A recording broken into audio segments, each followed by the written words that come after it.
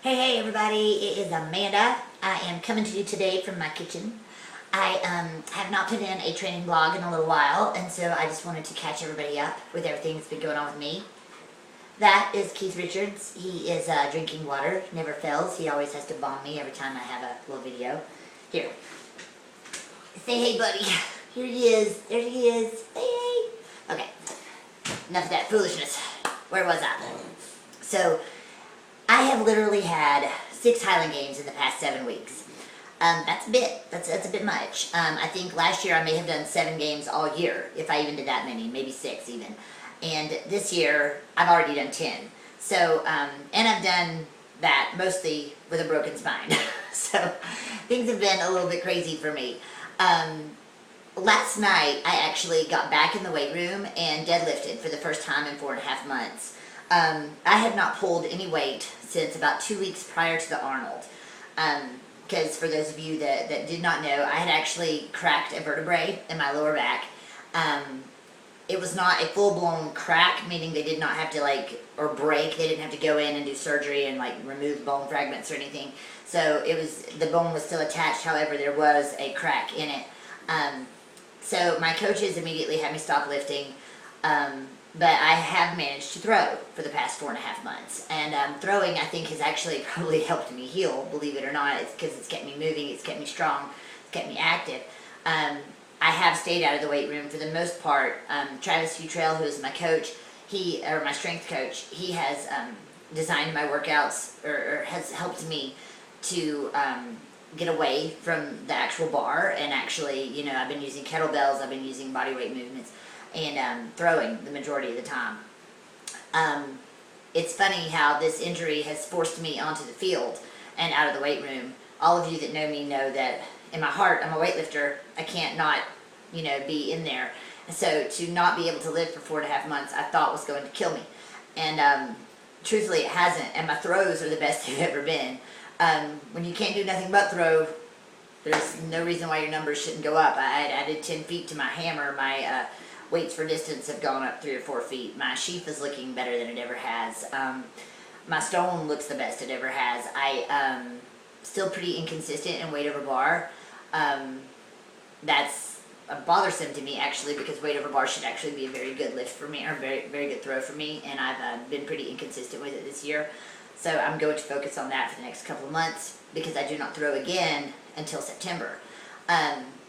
So last night I decided I was going to deadlift. And I went back into the weight room, and I said, I need to know where I can go. I need to see what I'm even capable of at this point, because again, it's been 4.5 months. So I put on, Travis Gardner has this big, crazy belt, and he let me wear that, and it literally is the width of my torso, or the length of my torso. So I put that on, and I actually put mine over it. And before everybody jumps in with their comments on, well, you need to be trained without a belt, and if you trained without a belt, your core would be stronger. You know what? My core is plenty strong. Let's be real here. I'm strong as a damn bull. I have an injury. I have a break. So, you train without a belt. I'm gonna wear one because my spine's broke. So let's just be clear. But so I get in the weight room last night. I get on the platform, and I'm like, okay, so start baby steps. So I start with just the bar, 2 sets of 10. I was like, okay, I didn't even feel like I picked anything up. So I put 135 out. It's 2 sets of 10. I said, alright, that was easy enough. I should just go up 225. So 225, 2 sets of 10. I was like, okay, did I just go on with 315? Because, it was easy peasy. I wasn't even breathing hard. And so then I was like, I looked at a guy, my friend Tony was in the gym, and he goes, why don't you try 285? Just don't make that big a jump just yet. Just see. 285, I hit that for 4 or 5, and I was like, I feel like I need to throw 3 plates on here. So 315, I hit it for an easy double. And I was like, okay, this is where I'm stopping tonight. But I probably could have got it for 5. Maybe more. And so it dawned on me last night, even in injury, I have managed to maintain my strength, my muscularity. I have not lost any mobility. And I'm amazed, here I was so worried, taking, the time out of the weight room to let myself heal was going to hinder everything, and it's only helped.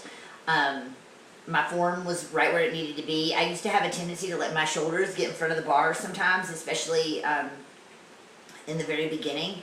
And last night I was sitting back in it, like everything looked really good, and I just stood right up with it. Like I didn't even struggle for anything. So you know, my PR deadlift is 425. I really feel like if I wanted it, I'd be back there by fall, easy. But again, I'm not a power lifter, so I'm not training for this. You know, for powerlifting, I'm training to throw. So I just need to be strong. I need to maintain my strength. I'm not trying to get crazy. I'm plenty strong. And I think that is what has helped me in the game so far, was I came into it strong. I've already built this, you know, where that is one thing I had going for me, where a lot of the women who I throw against, strength-wise, I'm right there with them. I've always been there with them. It's the technique that I lack. It's the consistency in my throws that I lack, because I didn't have that throwing background. I was never a collegiate thrower. I didn't even throw in high school. So I'm just a damn good athlete, and that's, you know, that has allowed me to progress, you know, to where I have. And I just need to get better, though, because I have the strength, I just need the technique. And when I get them together, hold on, because it's going to be insane. I'm still getting there. I ain't there yet, but when it happens, hot damn, it's going to be crazy. So that's really where I'm at right now as far as my training goes. I'm not going to go back to the same weight routine that I had prior to injury, because I'm not fully healed. I am going to slowly integrate heavier weights back into my training. I'm still only going to focus on overhead squats right now. I don't feel safe even front squatting, and you know how I love my front squats, but I don't feel safe with the weight on my shoulders or on my back, because I can't trust my back right now. Now, overhead squats, there's no compression, so it's all up here, and it's funny that I feel safer with the weight above my head than I do sitting on my shoulders. But I do right now, and I have to do what's safest for me, even if it's a mind thing. We're all athletes, you know what the mind can do to you. So I have it, as long as I keep my mind right, I can do what I need to do. Somebody had sent me a question on Strong and Far recently, just asking what lifts I would recommend as to train in the weight room for Highland Games. I am to answer that question, my answer is this. I'm a big fan of specific Olympic lifts. I think the power snatch is going to help you a great deal. When we throw the sheaf, it almost emulates a snatch. You're going to get that big triple extension, because it's all just going to come up, and you're going to boom, boom, boom, boom, boom, you're going to let it go. And it's the same thing in the snatch. Get that big triple extension, and then, whoop, there it is, hello. So that's something you're going to see transfer over onto the field. Big deadlifts always help. Deadlifts help because everybody in the games that has a very good weight over bar has a very strong deadlift. I don't recommend a lot of bench pressing or anything. I don't even consider bench a lift. I think it's silly. I would substitute any type of, I would, in lieu of bench, I would do overhead. Anything you can put up over your head, that's what you want to do. If you can do clean and jerks, then do clean and jerks. I would not split jerk, because you're not going to be splitting anything in the games. So I would keep my feet side by side if I could. But clean and jerk is good. Muscle snatch is good. Regular snatch is good. And always do your squats. And squats make you explosive. And deadlifts. You will see those transfer strength-wise, and you'll see them in your explosiveness on the field. I hope that answers your questions. I hope everybody's throwing season so far has been awesome. Mine's been very good. I'm happy with the progress I've made, and I really hope to continue in the direction I'm going. My goal is, I don't want to just be another name on the field. You know, I want to be in the hunt, and I'm getting there. So I think we all have to have something to strive for. Anybody can compete, but not everybody is a competitor. There's a difference. So I hope everyone has a great week. I'm going to get off here and eat. So, all right. Ciao.